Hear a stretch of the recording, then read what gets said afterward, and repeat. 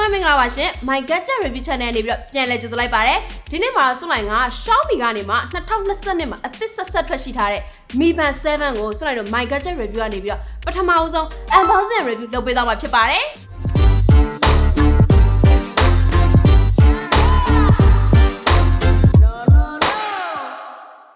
Mi Band เนี่ยကြတော့တော်တော်လေးလူကြိုက်များကြတဲ့ fitness tracker တခုပေါ့နော်အဓိကအကြောင်းအရာကြတော့သူက function တွေလဲစုံတယ်ပြီးတော့ဈေးကလည်းတက်တာတဲ့အတွက်ကြောင့်ပါအခုစွတ်လိုက်လက်ထဲမှာရောက်ရှိနေရကြတော့ဒီ Mi Band series တွေထဲမှာမှနောက်ဆုံးထွက်ရှိထားတဲ့ Xiaomi Smart Band 7ပဲဖြစ်ပါတယ်ဆိုတော့ဒီကောင်လေး unboxing လေးလုပ်ကြည့်လိုက်ကြမယ်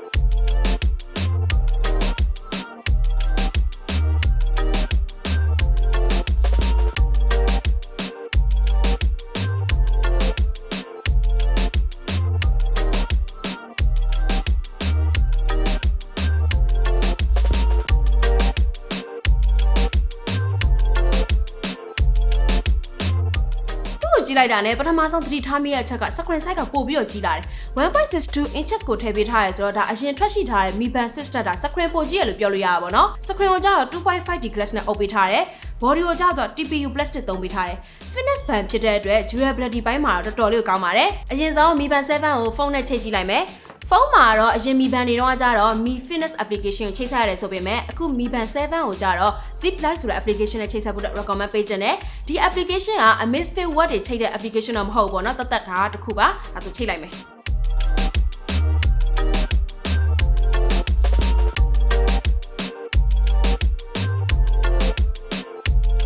ချိတ်ကြည့်တဲ့အခါမှာလေ scan ဖတ်ပြီးချိတ်ရတာတိတ်ပြီးတော့အဆင်မပြေဘူးဒါပေမဲ့ तू က manual နဲ့လည်းချိတ်လို့ရတယ်ဆိုတော့ဆိုလိုက်က manual နဲ့ချိတ်ကြည့်လိုက်မယ်လीနော်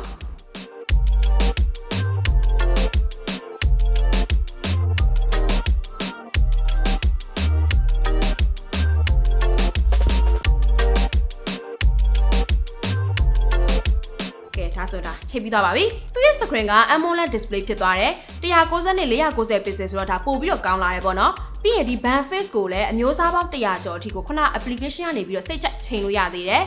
သူက AMOLED display ဖြစ်သွားတဲ့အတွက် always on display ပါလာတယ်။ဘာလဲဆိုရင်ဒီ band ကိုပိတ်ထားတဲ့အချိန်တောင်မှသူကအချိန်နဲ့နေ့ရက်တွေကိုအမြဲတမ်းပြပေးနေရပါ။ဒါကအရင် Mi Band series တွေမှာတော့မပါလာသေးဘူးပေါ့နော်။ဒီ Mi Band 7မှာစပြီးတော့ပါလာတဲ့ feature တစ်ခုပါ။ brightness ကလည်း900 nit ဖြစ်သွားတာဆိုတော့ဒီကောင်က outdoor မှာဆိုရင်လည်း screen ကိုကောင်းကောင်းမြင်နိုင်တယ်။ screen ပေါ်မှာ touch button တွေလည်းမပါတော့ဘူးပေါ့နော်လုံးဝပြောင်ကြီးဖြစ်သွားတာဆိုတော့ panel quality နဲ့ design ပိုင်းကတော့ပိုပြီးမိုက်လာတယ်လို့ပြောလို့ရပါတယ်နောက်ထပ်ဒီ band မှာတင်မဲ့ Noti ကိုကြည့်လို့ရမယ် permission တော့ပေးရတယ်ပေါ့နော်ပြီးရင်ကို Noti internet application တွေကိုလည်းစိတ်ကြိုက်ရွေးပေးလို့ရတယ်ဖုန်းလာတဲ့ခါဆိုရင်လည်းသူက vibrate လုပ်ပေးသေးတယ်ပြီးရင် SMS ကြည့်တာတို့ Facebook တို့လို Messenger တို့လိုမျိုးပေါ့နော် application ကနေလည်းသူက Noti တွေကြည့်လို့ရတယ်မြန်မာစာကတော့မပေါ်ဘူးပေါ့နော် head fashion ပိုင်းမှာတော့သူက heart rate တိုင်းတာတွေ SpO2 တိုင်းတာတွေပြီးတော့ sleep monitoring တို့ stress level တိုင်းတဲ့ fashion တွေအစုံပါတယ် heart rate တိုင်းတဲ့ခါမှာဆိုရင်လည်းသူကဘယ်နှမိနစ်ခြားတစ်ခါ timeless ဆိုတာတွေလည်းရွေးပေးလို့ရတယ်ပြီးရင်နှလုံးခုန်လုံးမြင့်နေတဲ့အချိန်တို့နှိမ့်နေတဲ့အချိန်တွေမှာဆိုရင်တော့မှ alert ပေးထားဖို့အတွက်လည်း on ထားပေးလို့ရတယ်ပေါ့နော် SpO2 တိုင်းတဲ့အခါမှာလည်းအခုလိုမျိုးပေါ့နော်ကိုကထိုင်နေတဲ့အချိန်ကြာလာတဲ့အခါတွေမှာ auto တိုင်းပေးဖို့နဲ့ပြီးရင်ဒီသွေးတွင်းပေါ့နော် oxygen ပမာဏနည်းလာတဲ့အခါမျိုးတွေမှာ alert လုပ်ပေးဖို့အတွက် feature တွေ on ထားပေးလို့ရတယ်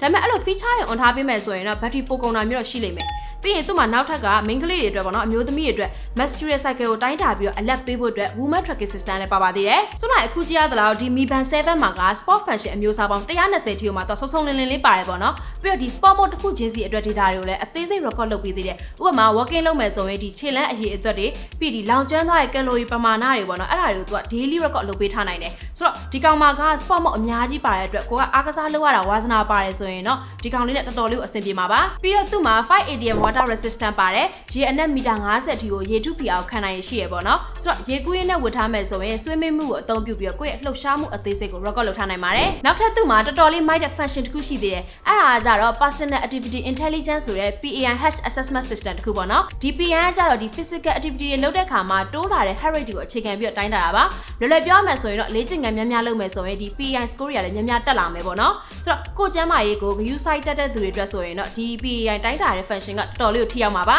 နောက်ထပ် feature တွေအနေနဲ့ကြတော့ weather ကြည့်တာတွေပြီး music player ထိန်းချုပ်တာတွေပြီးတော့ breathing exercise တို့ timer ပေးတာတို့ပြီး find my phone feature ပေါ့နော်အဲ့ဒါတွေကအစအကုန်စုံစုံလင်းလင်းပါပါတယ်